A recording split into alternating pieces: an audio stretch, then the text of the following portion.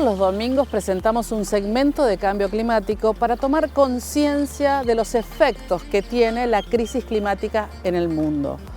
Uno de esos efectos devastadores son los incendios. Si miramos un mapa de la NASA, vamos a ver que en todo momento, en todas partes del mundo, algún lugar se está incendiando. Hoy, una vez más, hablamos de incendios y de la ley de humedales con Sergio Federovisky.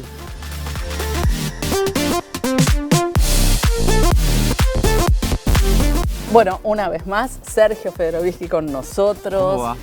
Yo bien, ¿vos? Bárbaro. Vos bien, ¿no? Por lo menos tenés el pelo un poco más corto. ¿Qué pasó? Fui al peluquero. Estás muy bien, estás muy bien, uno hace Sergio. para mantenerse un poco. Estás muy bien. Muchas gracias. Pero el tema de los incendios continúa en este país. Y va a continuar. Si decimos otra cosa, vamos a estar mintiendo y trato de hacerlo lo menos posible.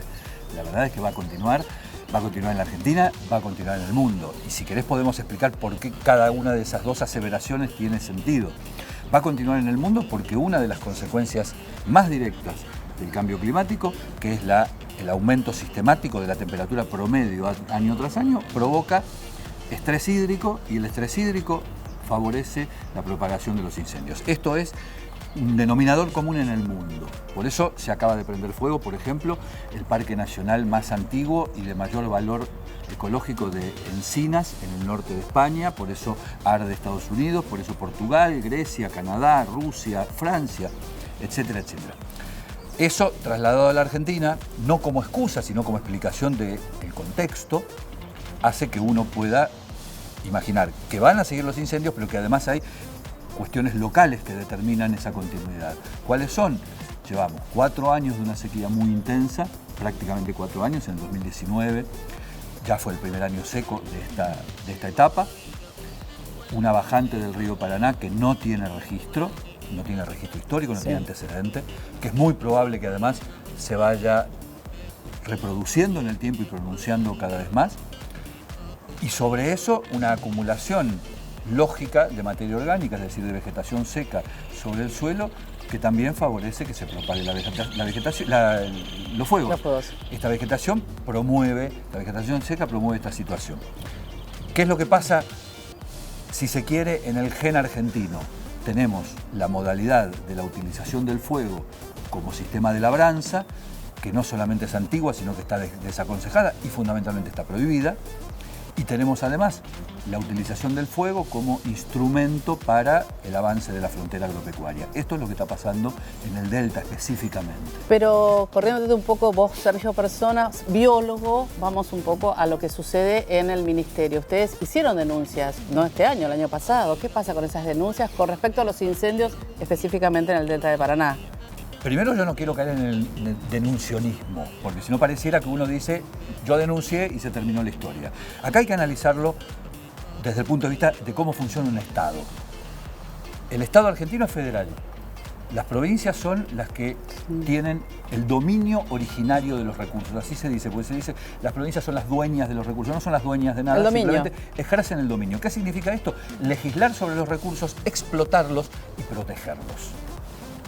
La primera responsabilidad de las provincias es proteger sus recursos naturales.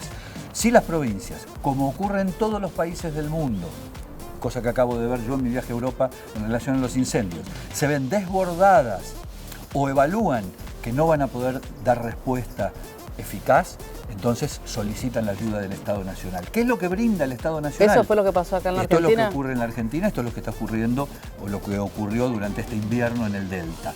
¿Qué es lo que ofrece el Estado Nacional? Básicamente brigadistas en un número complementario al que pueden ofrecer las provincias, que tienen que tener brigadistas forestales para poder dar la primera respuesta, y medios aéreos. Los medios aéreos, en términos generales, salvo alguna excepción, son provistos por el Estado Nacional. Esto es lo que hace a la función y a la competencia del Poder Ejecutivo.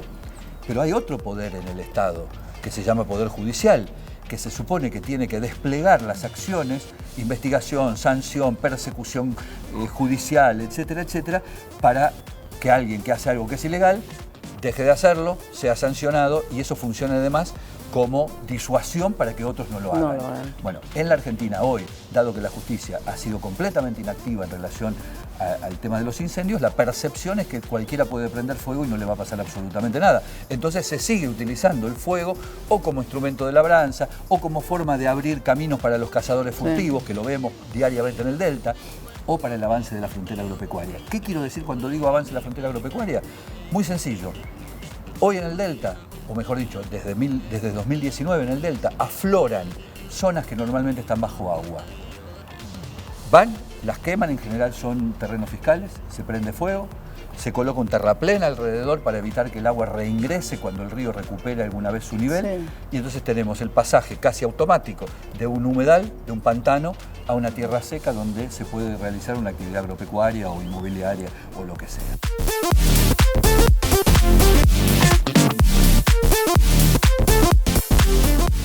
No quiero ir todavía a Ley de Humedales porque recién hablaste de Francia, vos estuviste hace un par de meses en Francia mirando, trabajando con respecto a los incendios. ¿Qué es lo que te dejó ese viaje? Lo primero que me dejó es que la organización que nosotros, y cuando digo nosotros estoy hablando de esta gestión, desarrolló en el Plan Nacional de Manejo del Fuego, es la que aplica en la mayor parte de los países que tienen este problema en el mundo. Es una organización federal, piramidal, en donde están las provincias o los distritos locales y el Estado Nacional proveyendo cosas distintas y respuestas diferentes y complementarias. Lo segundo es que, indudablemente, tenemos que invertir mucho más que lo que tenemos, porque la desinversión ha sido la lógica en el plan de manejo del fuego de la Argentina. Y no tenemos nada. Francia tiene, por ejemplo, una veintena de aviones hidrantes. ¿Y nosotros? Nosotros tenemos ninguno. Okay. Y estamos en este momento en el proceso de comprar aviones y comprar helicópteros. Francia tiene 5.000 bomberos profesionales desplegados a lo largo del territorio que está afectado por los incendios, que es el sur de Francia, ni siquiera es todo el país. Nosotros podemos calcular que entre el Estado Nacional, parques nacionales y las provincias debemos llegar a 1.000 más o menos bien formados, pero que tampoco son la mayor parte de ellos profesionales. Es decir, tenemos muchísimo trabajo y muchísimo camino para recorrer. Pero creo, y esto es lo importante, que nosotros resolvimos el paso imprescindible para dar ese salto a futuro y generar una política de Estado, que es haber resuelto en este gobierno y con este presidente, o con el expresidente de la Cámara de Diputados, Sergio Massa, la posibilidad de tener un mecanismo de financiación independizado de la decisión del ministro de Economía, que ahora casualmente es Sergio Massa. Bueno, lo que es la vida, ¿Qué es lo que nosotros hicimos? Propusimos un proyecto de ley que se aprobó en diputados y en senadores, por el cual se cobra una alícuota del 3 por 1000 de las pólizas de seguro que se emiten en la Argentina, y eso va derecho a un fideicomiso que solo puede ser utilizado por el Ministerio de Ambiente y para el Plan de Manejo del Fuego, únicamente. Y eso nos da previsibilidad, nos permite invertir, nos permite pedir crédito, endeudarnos, es decir, hacer un montón de cosas que eran imposibles. Creo que la condición necesaria es que entendamos que el problema llegó para quedarse, y que la expresión de ese problema, es decir, la aparición del fuego, no necesariamente conlleva el fracaso de quienes gestionan ese ámbito. Porque de lo contrario siempre vamos a pensar que el Estado está fracasando, y con ese criterio fracasa en Estados Unidos, fracasa, hago la lista de vuelta, fracasa en todos esos países. La sola aparición del fuego lo que está demostrando es una crisis ambiental y ecológica colosal. No está demostrando necesariamente que los estados estén fracasando, pero sí está desafiando a los estados a que tengan cada vez un mejor funcionamiento. Ahora vamos un poco hacia atrás con respecto a la ley de humedales. Acabas de contar lo que sucede, como ponen terraplenes alrededor de determinadas tierras que primero las incendian para que sean luego productivas. Hace muy poco se habló de una nueva ley de humedales a partir del COFEMA. Hay mucho rechazo de parte de las ONGs y de otros actores, porque dicen que hay una ley ya, un proyecto de ley ya en el Congreso, que es lo que ellos apoyan. Hay mucho para hablar de eso. Dos aclaraciones previas. Una, la ley de humedales no tiene que ser un fetiche, no es una varita mágica. No es que el día que tengamos ley de humedales llegó la felicidad y se acabaron los incendios. Punto uno. Punto dos, muchas de las cosas, como lo que vos señalaste recién de los terraplenes, podrían ser perseguidas judicialmente sin necesidad de que haya una ley de humedales. Por supuesto, la ley de humedales va a Pero subrayar, claro, a mejorar claro. esa situación. La ley de humedales es necesaria, yo diría es imprescindible, pero vuelvo a decir, no resuelve mágicamente los problemas. Hay una decisión del ministro Cabandier de avanzar con las provincias para tener un proyecto complementario al del diputado Leo Grosso, que es el que tiene todavía estado parlamentario, o se quiere que mantenga su estado parlamentario a lo largo de este año. También creo que hay una decisión política a la cual yo adhiero y adheriría, de que sea cual sea el proyecto, tiene que avanzar. Si es el proyecto de Leonardo Grosso, bienvenido sea, y lo acompañaremos, y le haremos toda la batalla posible para que eso efectivamente sea de tratamiento inminente a lo largo de este año. Ahora, con la misma sinceridad yo te digo, si vos me preguntás si la ley de humedales se va a tratar, yo tengo mis serias dudas. ¿Por qué? Todavía hay una percepción, a mi juicio muy equivocada o muy atrasada, de que la ley de humedales tiene el gen de atentar contra el desarrollo productivo, el desarrollo inmobiliario, el campo, etcétera, etcétera, lo que es una barbaridad conceptual, no es así de ningún modo, pero todavía hay muchísimos temores y hay muchos intereses concentrados que prefieren que no haya legislación alguna. Supongo que entre esos intereses concentrados están los mismos que hoy están prendiendo fuego en el delta del Paraná y que se acobachan detrás de vaya a saber uno qué artilugio para no reconocer que siguen utilizando el fuego en circunstancias en las que no debiera ser utilizado. Ahora, particularmente, estás en un ministerio con mucha problemática que atraviesa a otros ministerios. En este caso, la ley de humedales lo está mostrando. De alguna manera, la decisión de ustedes, te hablo en parte del Estado, tocaría intereses ajenos, que es lo que estás diciendo de alguna manera. ¿Qué se hace?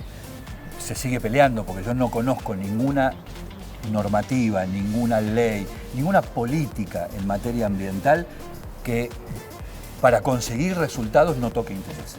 Y como yo suelo decir, si uno concibe que un gobierno está compuesto por distintos ministerios o espacios y cada uno de ellos genuinamente defiende los intereses de ese sector, el ministro de Agricultura defenderá los intereses del agro, genuinos, y el ministro de Cultura defenderá los intereses de la cultura y así sucesivamente. El Ministerio de Medio Ambiente está para defender los intereses del ambiente, no para hacer una escribanía que legitime modelos de producción que está claramente demostrado que son al menos insustentables. Difícil. Siempre es difícil, nadie dijo que era fácil. Si fuera fácil, la agarraría cualquiera. Gracias, Sergio, como siempre, un placer tenerte No, acá y nosotros seguimos con más Ambiente y Medio.